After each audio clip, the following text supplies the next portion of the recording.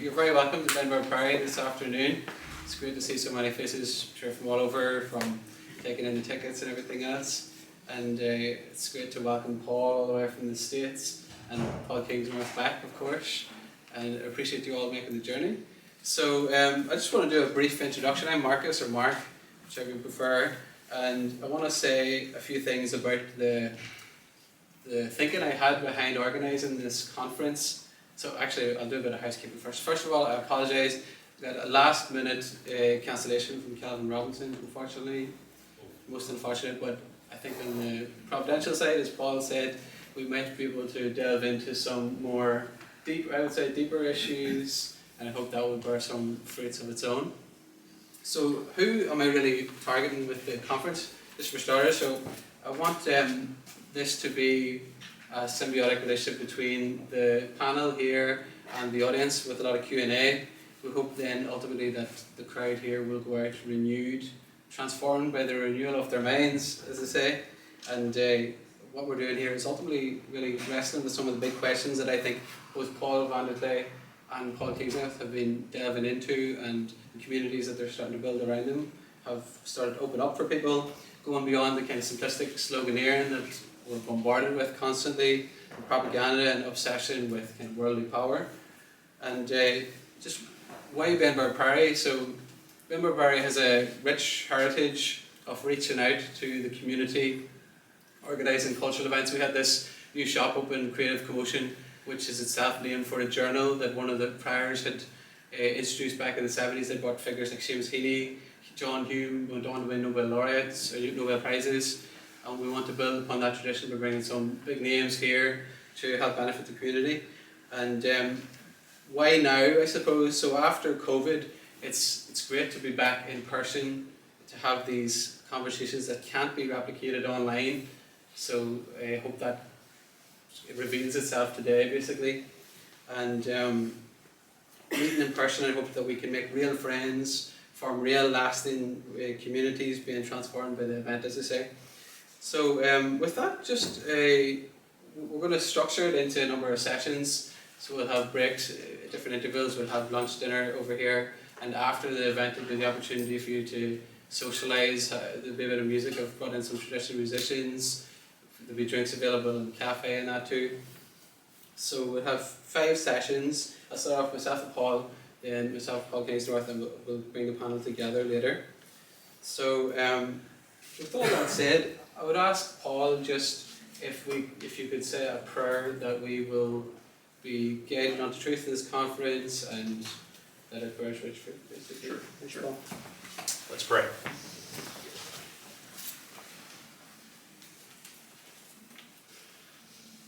Lord, you are a good and great God, and you don't treat us as our sins deserve. And you have gathered us here this afternoon from many different places, from many different walks of life, probably with many different opinions, to share some ideas and compare notes.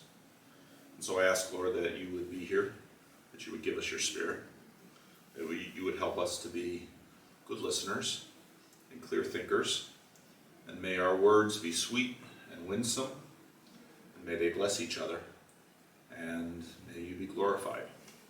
So hear my prayer. In the name of Jesus, amen. Amen. Yeah, so Paul and I, some of you may well know, have spoken on numerous occasions online. He was gracious enough to sort of give me a platform, help my channel More Christ come along nicely, and I've learned so much from Paul. The substance of the conversations, how to have deep conversations, respectful of people. Himself and Jonathan have been fantastic personally towards me. So I just want to say that first of all. And so let's start off with the nice easy stuff then. So one of the first themes that I wanted to ask Paul about, and we can get into together, is the church as a stumbling block to Christ, and how that might actually be resolved. So we see this hostility that people have towards the church as an institution, but yet here you are as a pastor tapping into something that is helping to form these communities. You are getting these dedicated people coming to events like this. So I wanted just to start with that and why you think that is. Well, maybe I can, especially for some of you who haven't watched my channel at all, give you a little bit of introduction into how this strange turn of events has come about. I am not a pastor of a large church. I'm a pastor of a very small church. On a Sunday morning, we might have about as many people at church as we have gathered in this room. And my father, I'm a third generation minister. My grandfather pastored churches of the Christian Reformed Church in the United States, in the US and Canada. My father pastored a small African American congregation in Peterson, New Jersey, just outside of New York City. And I've been pastoring a small African American, California is very diverse, so some Anglos, people of Dutch ancestry with the Christian Reformed Church, African American, Asian, Hispanic, and I've been doing that for about 20 years. And part of my frustration in trying to connect with people from California was often the case that once I would mention I'm a pastor, they don't want to talk. I don't know how you would feel that way. There'd be a little bit of curiosity about who a pastor is and the kinds of things that he does, but wouldn't really want to have much of a conversation with him. So then I just continued on our way, the congregation getting older and declining in numbers, and always was interested in things out in the world. And I saw some videos by this Canadian psychologist, Jordan Peterson, and that was quite curious, the kind of things he was talking about. He had a biblical series. But what really caught my interest was that there were a lot of often young men who were saying things like, I used to watch Sam Harris videos, I used to consider myself an atheist, and now I listen to Jordan Peterson, and now I'm curious about Christianity and the Bible. And I thought, well, that's interesting, I haven't heard that. And so I thought, well, YouTube, I've been making some YouTube videos with a disabled member of my church who wanted to do a TV show and asked me to be on it, and I wasn't going to go down to public access, so we'd make little YouTube videos. We call it the Freddie and Paul Show. So I thought, well, I'll make a little video. Three things that a Christian pastor thinks about Jordan Peterson. And the next day I had 200 subscribers. And I thought, that is strange. And it just kept growing. And then the next Sunday, someone comes to my church with a rolled up self-made poster and hands it to me and says, "Hi, my name is Rick. I've never been to church before in my life. I saw you on YouTube. Here I am." Okay. And then I start getting emails and phone calls and all kinds of people that want to have a conversation with me. And I thought, this is a very strange thing, that I've been in this church for 20 years and a good number of people haven't wanted to give me the time of day. People would knock on the church door, they need $20 for gas, they're out of food, they want help with something because that's what churches do, but to have a conversation, not so much. And suddenly I found via YouTube and the internet that there were literally hundreds and sometimes thousands of people that wanted to talk to me and ask questions about the Bible or Christianity. But mostly what they really needed, and I knew this as a pastor, what they really needed to do was tell their story and explore their story. And so I started having conversations with people. We have in local coffee shops if they're local or online. And then more and more people wanted to do this. And so they got repetitive. And so I would record them sometimes and I would ask, would it be okay if I would share this conversation with other people on my channel? And so I would. And then more people saw that and said, oh, I can have a conversation with this guy. So I got even more requests. And it just continued on and on and on. And John Van Dock, the guy sitting back there, said, you know, Paul, because he had played around with some of these things before, he said, you know, Paul, you should probably get on meetup.com and have other people come to the church. And so we'd have little festivals and all the kinds of things that churches do to try to make connections to their neighborhood, most of which doesn't work at all. I thought, well, what can it hurt? So meetup.com, put a little thing out there, 13 people show up. Most of them atheists, most of them not Christians, and we just came to have a conversation. And so we had a conversation as a group. And as this continued to grow, I began talking to other people in other cities.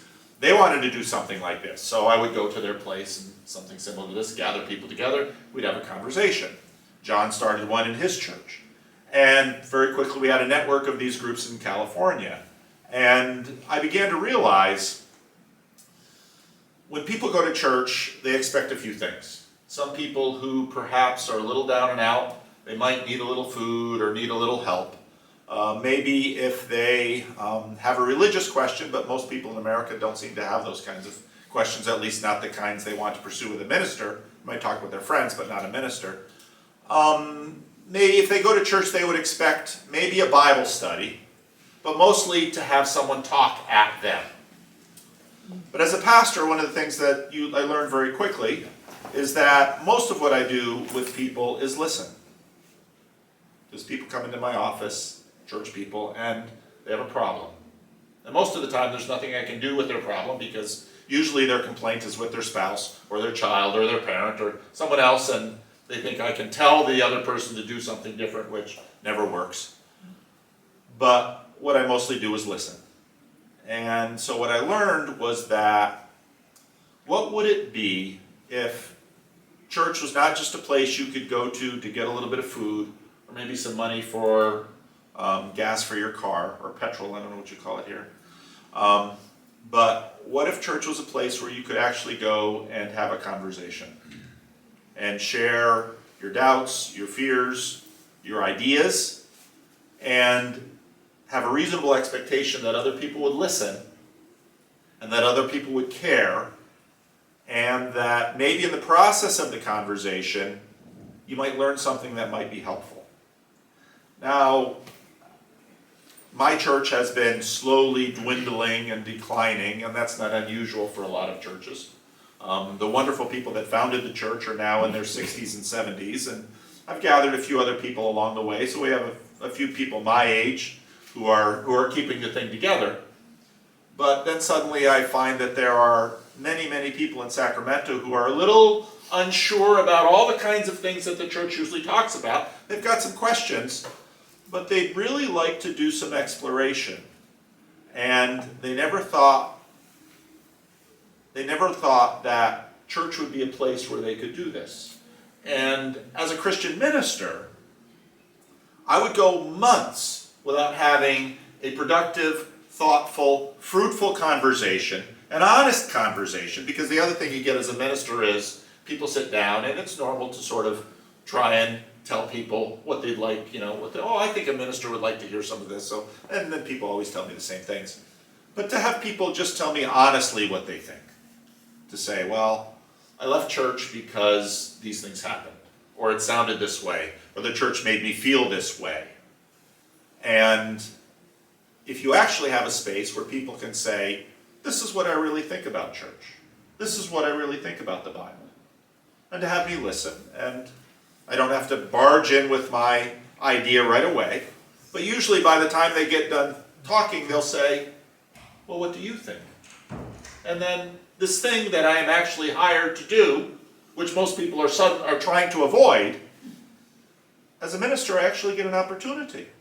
And it's not that they're sitting here waiting to have something foisted on them, but they're actually curious and open.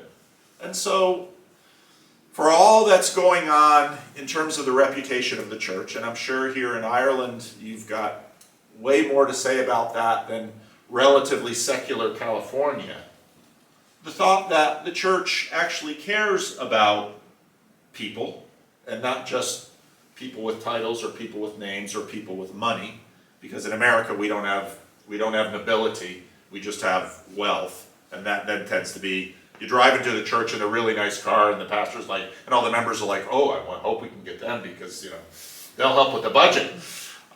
No, not just people with money or titles or nobility or PhDs, but regular people who have problems in their marriage and problems in their job and problems with their kids and problems with their parents and questions about life, that they could actually have a reasonable expectation of being able to ask some questions. And they maybe not get answers that will resolve everything, but to just have a little community that cares. And some of you might say, well, that's why I have friends. But I live in California, and a lot of people didn't grow up there. And a lot of people are busy running around in their jobs and watching their screens. And so a lot of what a lot of people need is just a friend. And I think a big challenge for the church has been to help regular people who have perhaps never been to church before in their life understand what a caring community can do for them. And that one of the things that we discovered is that, at least in America, there are very few places that will do that. The university is about one thing, and the school is about another thing, and all the businesses are about other things. But a church is actually a place that has people who have the capacity to care, and the capacity to listen, and the capacity to share. And so for me, and eventually I renamed it Estuary, because Jordan Peterson became political, and that would turn as many people off as would turn as many people on. But Estuary was a place where you could come, and you could talk, and you could listen, and you could find. So I think that's both part of the problem that has developed in churches, that people have no reasonable expectation of anybody caring about them. They're finding community, and at least how I found the beginning of a way out. Thanks for that, Paul. And I suppose to go back to Jordan Peterson then, well, originally, I suppose, what do you think it was that resonated with him so significantly, build upon what you said? And I suppose, what are your hopes now for the second wave that we talked about with Peterson, good and ill, with the kind of recent move to Daily Wire and stuff like that, showing people up, but also? One of the things I realized fairly early on was that if I was, say, preaching in the book of Genesis, you look at the Genesis story, especially in an older translation of the Bible, and you have kind of a flat earth surrounded by water, and there's a dome, and there are pillars, and everybody in church is imagining a world in which we're somehow on this globe, and there's a moon going around, and we're going around a sun, and there's galaxies. And there's a real disconnect between what C.S. Lewis called the discarded image, or this ancient, which led into the classical, which led into the medieval model of the universe, conceptual model, and the world that people are living in. And what I mean is, what really caught my attention about Jordan Peterson was that it seemed he was trying to, and he was being successful in giving contemporary people an image of, or a connection between this other world and the world we live in now. And I think Jung was a part of that.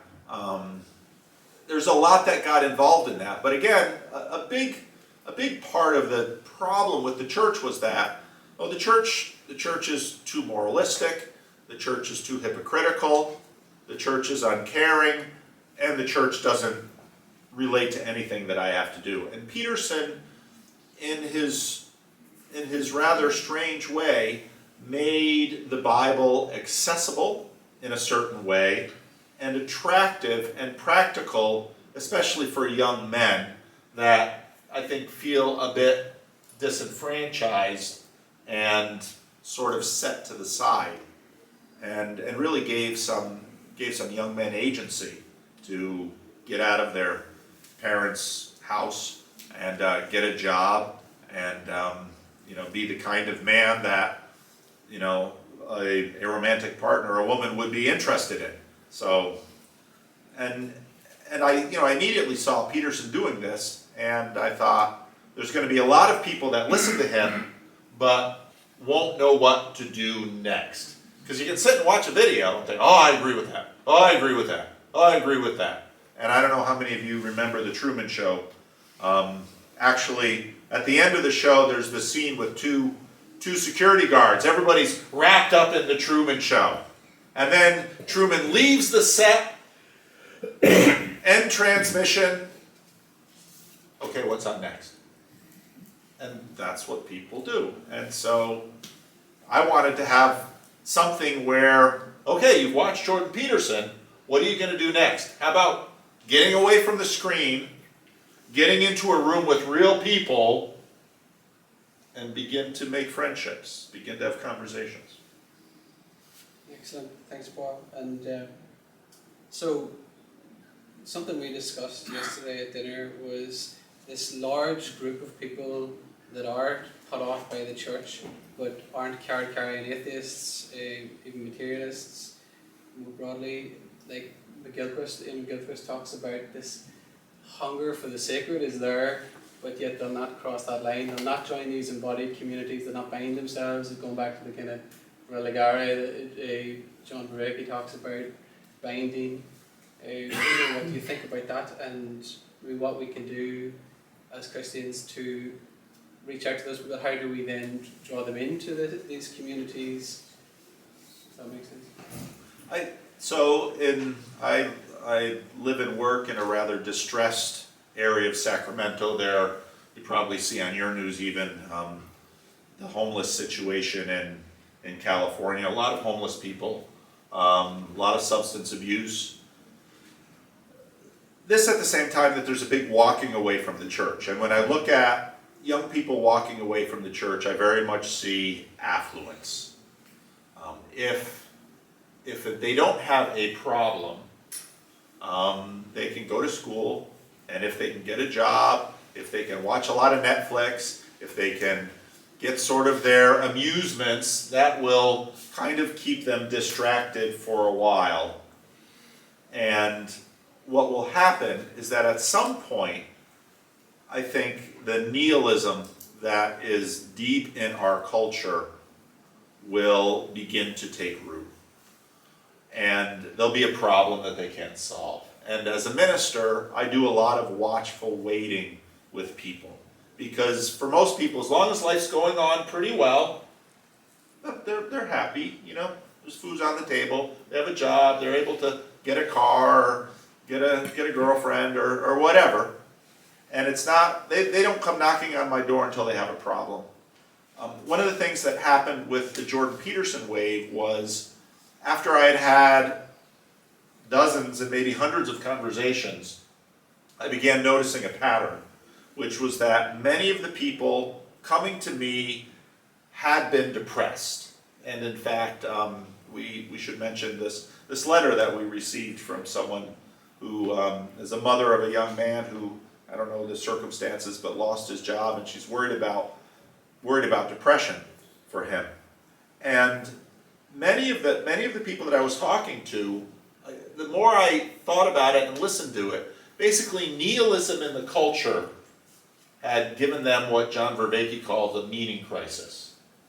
And for many of them, listening to Jordan Peterson biblical series could sort of lift them out of it. And that gave them enough energy to begin taking next steps. And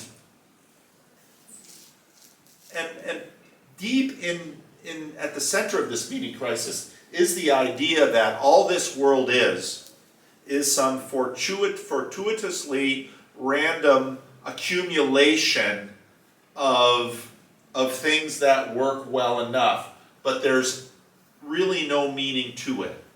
And meaning is merely a feeling that you might be able to generate about the circumstances of your life, but there's nothing deeper. It's not about anything. And I think many young men, and I think part of the reason this particularly hits men, is that for some reason, men need to have meaning to get up off the couch and go out in the world and do something. I think for many women, if they wind up with a child, that child will be a very powerful, meaningful generator. That they want to keep that child alive and they want that child to thrive, and so that child. But for many men, if they don't have that, something needs to push them. And there's a deep relationship between meaning and the sacred.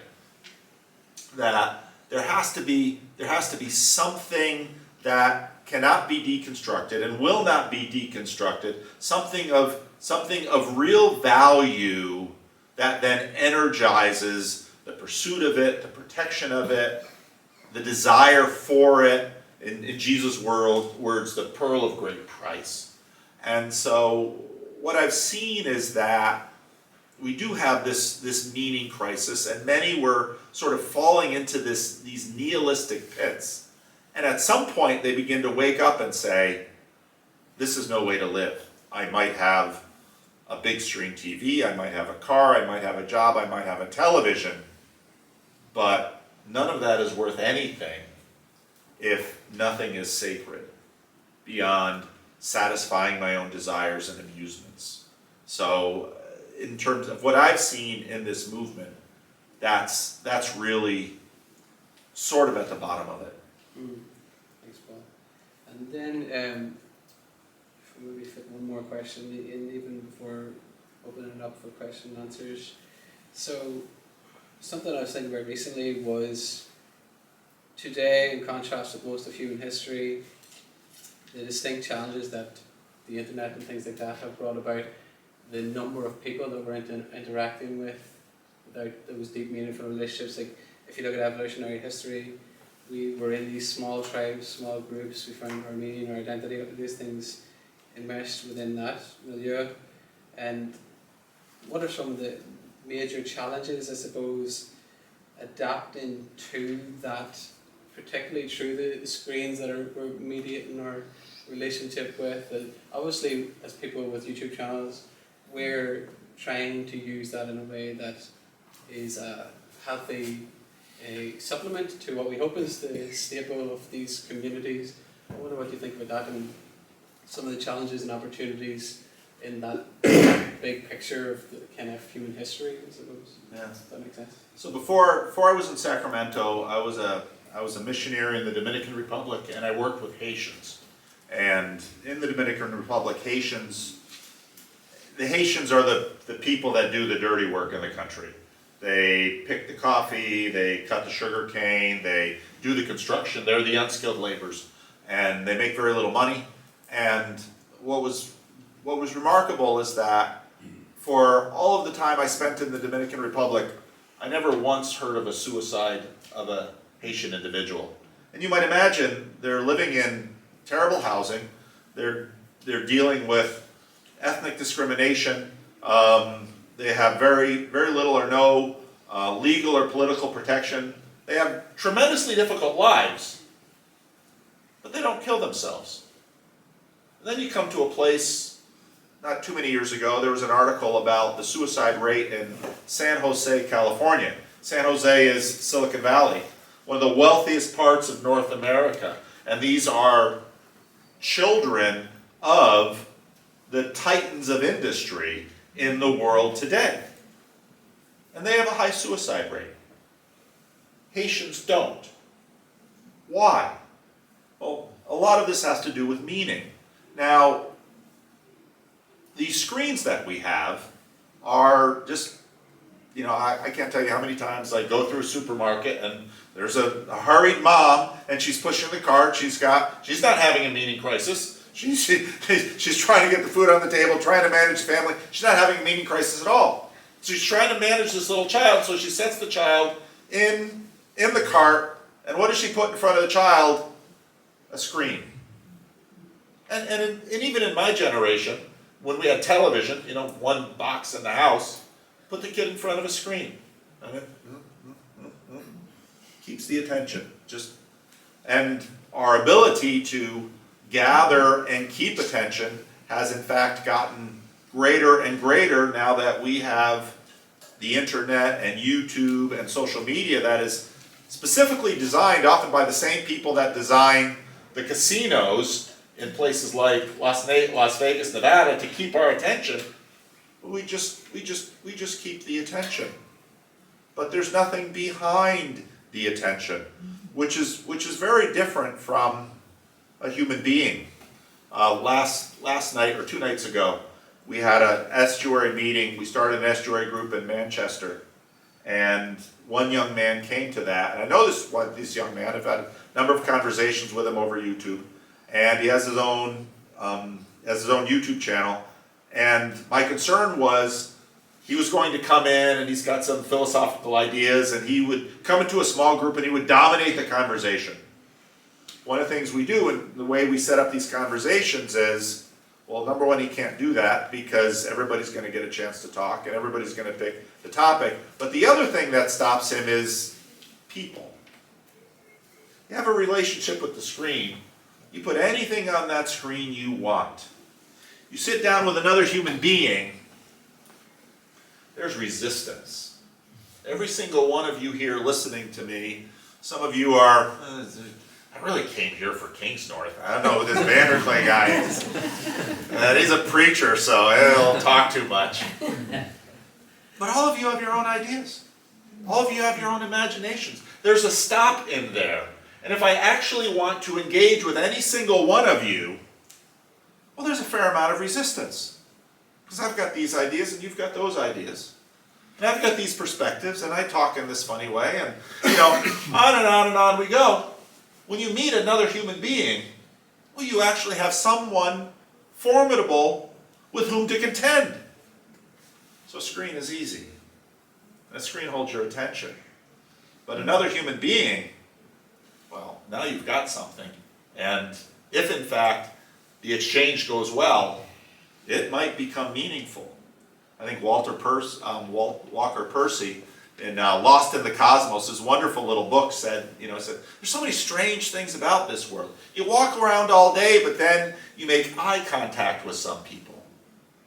And you hold that eye contact. And then suddenly, well, you don't even know what's going on. What could happen? And that's every single conversation we have is potentially a bid for a relationship that can take any of us someplace that we have no idea where. So, yeah, and I think that's why a screen is easy. Thank you, Paul. So I'll just open it up. If anyone has any questions now, please, I'd love to get you all involved more in line with what we're talking about. If you just want to raise your hands, and if we just ask if anybody has any questions, just to keep it number one as an actual question, not these long statements that we've had in the past. And number two, if just 2 or 3 sentences, something simple. Does anybody want to kick us off, please? Yeah, Al? I'll start with a very short one. Sorry for my ignorance, but who is Jordan Peterson? Jordan, great question. Jordan Peterson was a professor at University of Toronto, and he was sort of a star professor. Students loved him, one of the top professors there. Had been involved a little bit in politics, and then in 2016 a bill came up, C-16, that mandated anyone who refused publicly to use whatever pronoun a person desired might be subject to some censure by a human rights tribunal. And he thought that this legislation was overstepping the mark. And actually the story goes, his wife was away one evening and he played around with YouTube quite a bit. And usually when something bothered him, he couldn't sleep, he'd get up and he'd write something. But he decided, well, I'm just going to turn on the camera and yell at YouTube. And so he was upset about this bill. And he testified to the Parliament about this bill, and he kind of made a YouTube screed which went viral. And then the other professors at the university tried to get him to retract what he had said. He's kind of a stubborn man. He said, no, I won't retract it. So then they asked the university to fire him. And I had all of this drama over this, which sort of launched him to be a bit of a cult figure in the culture war in North America over free speech and a number of other issues. And so now he's left the university, and he's kind of a public intellectual writer, and he's been to Europe and a variety of places. But it was the biblical series that caught my attention, because again, what he was doing, both in his classroom and then on a bigger stage, was a whole bunch of people began to ask deeper questions about meaning. And when I saw that, I thought, that's an avenue for further investigation for a lot of people. So, if you go to YouTube and type in Jordan Peterson, you'll learn plenty. Just yourself, Donald, is it? Yes, Donald's my name, yes.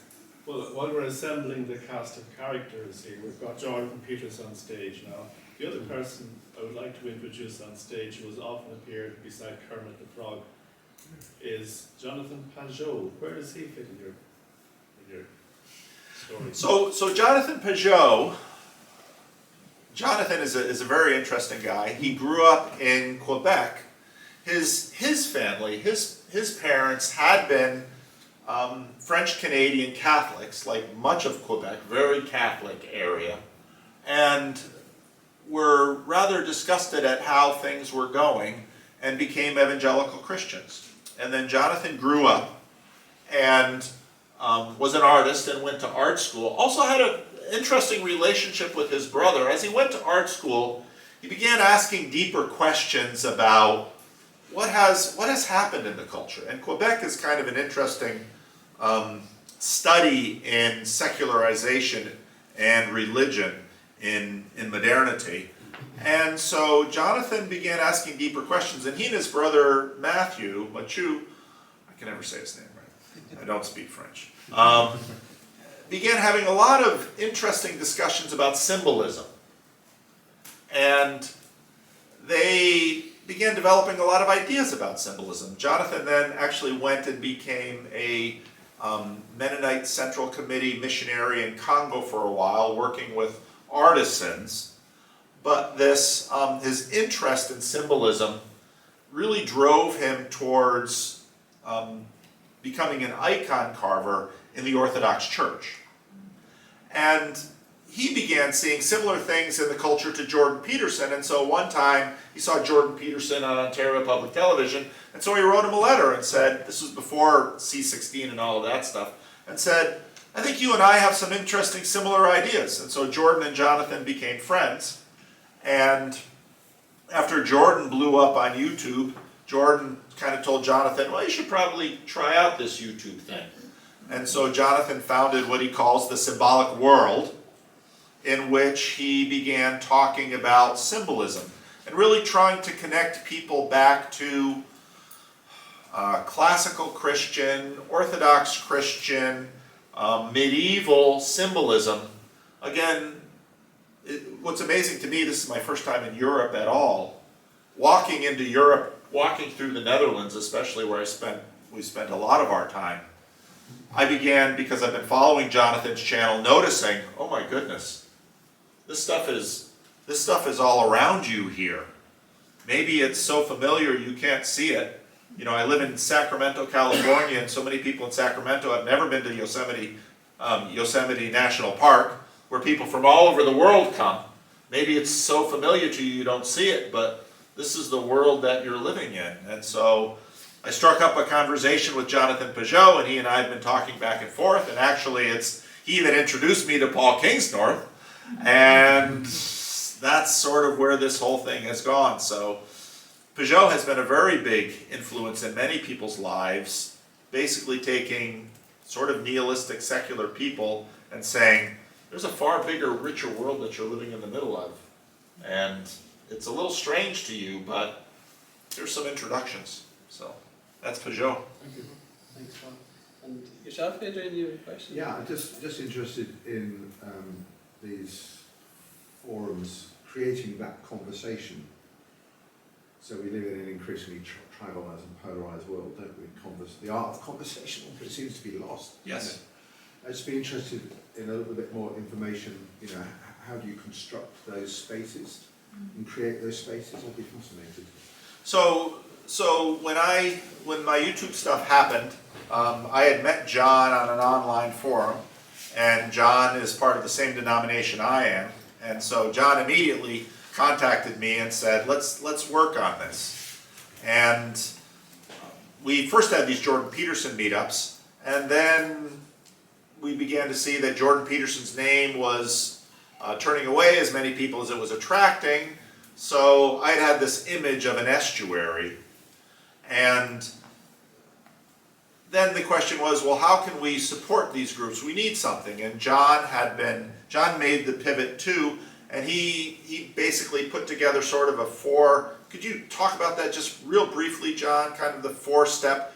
He came up with the idea and the structure, and then I gave it a name. I called it the Estuary Protocol. He didn't like the name. He wanted to call it the Estuary Experience, but I thought, no, it's more of a protocol. It's how we go through. But the idea is to structure a conversation of people who don't necessarily have a standing connection in a way that one person won't dominate the conversation, which is usually the downfall of, let's say, a breakout group. So John, you want to just briefly go through? You want me to say something about the estuary experience? With John, nothing is easy. So I'd be happy to do that. Actually what it is, it's a way to get each person's ideas and thoughts and prominent preoccupations on the table. So I start every meeting by asking, what is your, since the last time we were together, what have you been thinking about? But that is too big a question. So then we narrow it down into 4 areas. What have you been thinking about since the last time we were together intellectually? Have you read a book, listened to a podcast, watched a YouTube video that captured your imagination and you were intrigued by it and you've been thinking about it? But we also live in a context, so things happen in your town. There might be an election or a flood or an earthquake or some horrible accident or something in the news that captured your imagination and you've been obsessing about that. But we're also people. And so there's thirdly, personally. Maybe you have a new baby in your family, or you got divorced, or you got a new job, or you moved to a different house or a different town. These are all things that impact you personally and that could significantly affect the way you are thinking that particular week. And we may not actually end up talking about that, but it is nice to know that about each other so we can be people and persons to one another. And fourthly, there is the fact that we are together as a group, and so I've coined the word estuarily. Maybe you would like to say something about the way we structure our meeting. Maybe you would like to have better refreshments, or put the chairs in a circle instead of in a square, or move to a different venue, or get a different leader, depose the leader, get a new one. And so these are the 4 areas that I invite people to share in order to put things on the table. And once things are on the table, different topics are put on the table. Everybody has a little time that they can just share something.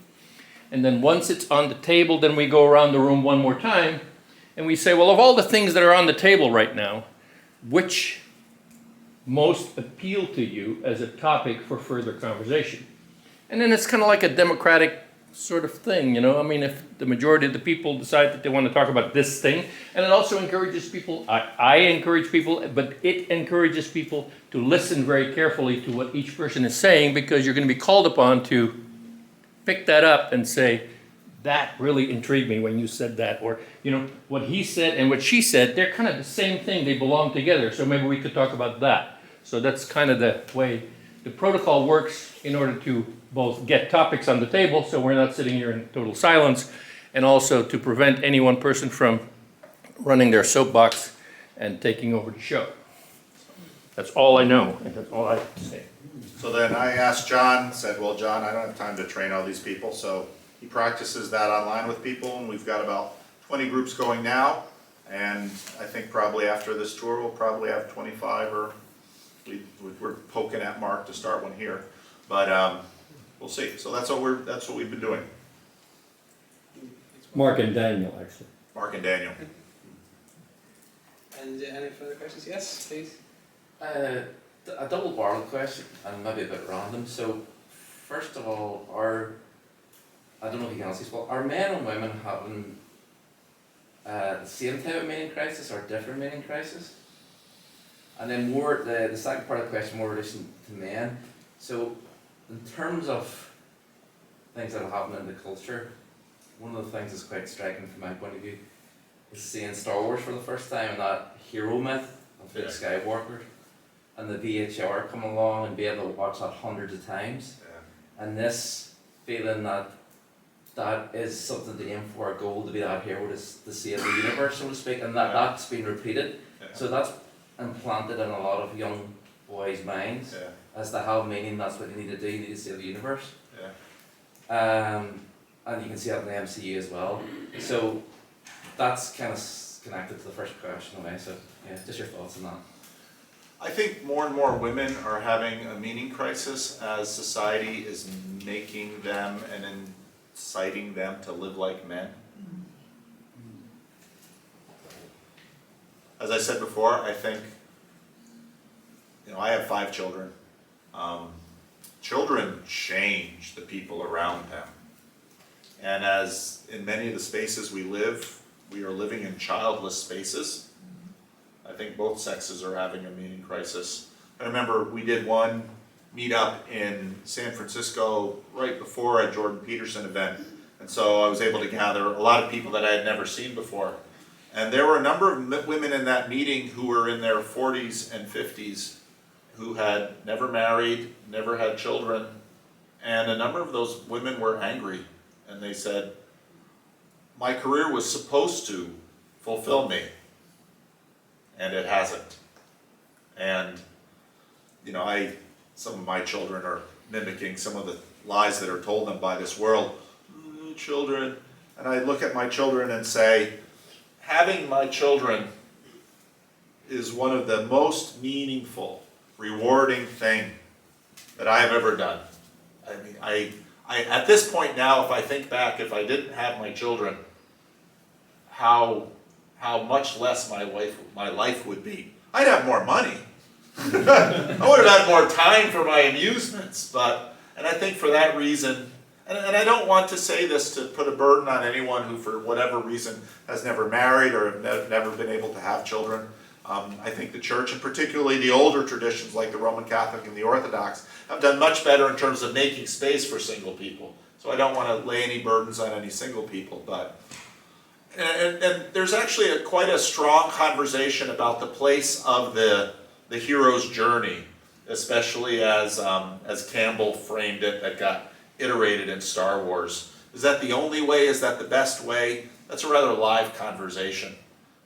I think it's a powerful archetype, but it's by no means the only one, and especially given in a Christian frame the kind of hero that Christ is. Most heroes that we see in sort of the swords and fantasy spaces have victory via the blood of their enemies. And Christ, of course, earns victory by shedding his own blood. And so there's an inversion of that story in there. So I hope that answers your questions. Excellent, thank you. Yes? I actually just recently read a really interesting essay by Charles Eisenstein about the hero and journey. It's very good. But I just wanted to ask what your opinion would be on also on the back of the question about women having a meaning crisis, and your story about the woman in the supermarket trying to get all the food in the trolley and the child. That what do you think is the place of struggle for meaning, like the people in Haiti who they're so their time is taken up by surviving, and we have created so much plenty and what we think is plenty material, and the lack of struggle we have now, and how that affects our meaning. I think it's deeply connected. I think there's an element of meaning that simply comes forth by trying to survive or trying to protect your children. It's simply natural. I think for much of human history, life has been replete with it. But we have this affluence and abundance, and I think you said it well, of there's all this stuff around us. But at some point we realize that more stuff is just more stuff. And it doesn't satisfy. And so that then, as a pastor, that then is often an entree into, okay, well, what does satisfy? What is meaningful? And so I'm in conversation with one of Jordan Peterson's former colleagues, John Vervaeke, who continues to teach at University of Toronto, and he's the one who coined the meaning crisis. And Jonathan Pajot and I will be in conversation with him in Thunder Bay after this trip to Europe. So he's a non-theist, and that's a long conversation with him.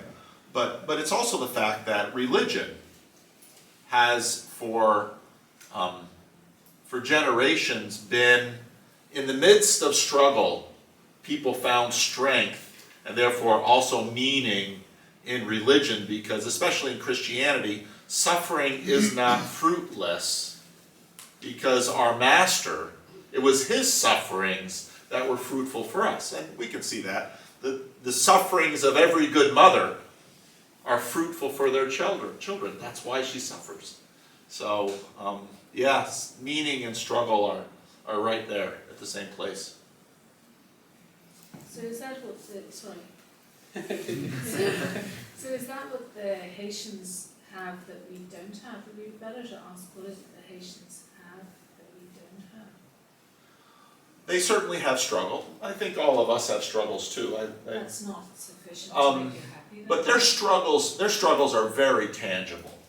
I mean, they're dealing with very serious poverty. Most of the Haitians, I was working with pastors in churches. They also had a real sense of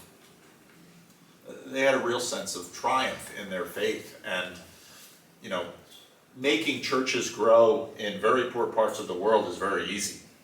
So they have faith that we don't have. What is it they have that we don't have? It's not, to me, I don't understand when you say they're happy because they have struggle. I didn't say they're happy. You said they weren't depressed. I said they weren't suicidal. I